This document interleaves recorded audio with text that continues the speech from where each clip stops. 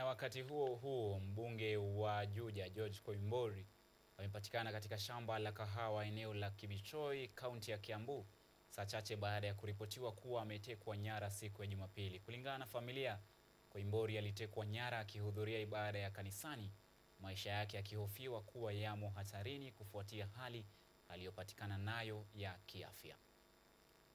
Saa chache tu baada ya mbunge wa Juja George Koimburi kudaiwa kutekwa nyara, hatimaye amepatikana akiwa hai katika shamba la kahawa eneo la Kibichoi, familia yake ikiibua hofu dhidi ya maisha yake.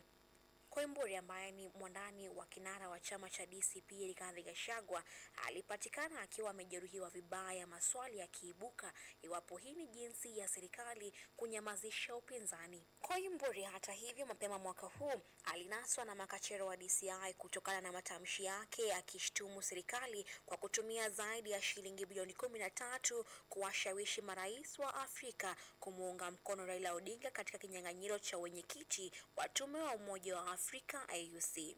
Kwingineko, wito umetolewa kwa serikali ya Kenya Kwanza kuangazia upya usalama wa viongozi nchini kutokana na ongezeko la mauaji ya viongozi nchini, hususan kifo cha hivi majuzi cha padri wa kanisa Katoliki. Saa hii tumeona kuna mauaji ya makasisi ambao kanisa tunajua ilisimama na serikali hii mpaka ikakuwa serikali.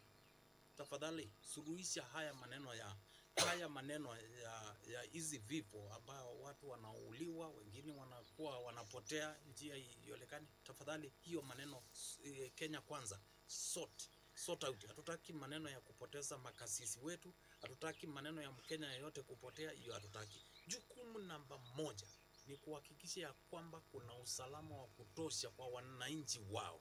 Macho yote sasa yameelekezwa kwa serikali ya Rais William Ruto kufuatia ongezeko la visa vya mauaji na utekaji nyara nchini iwapo itachukua hatua kali.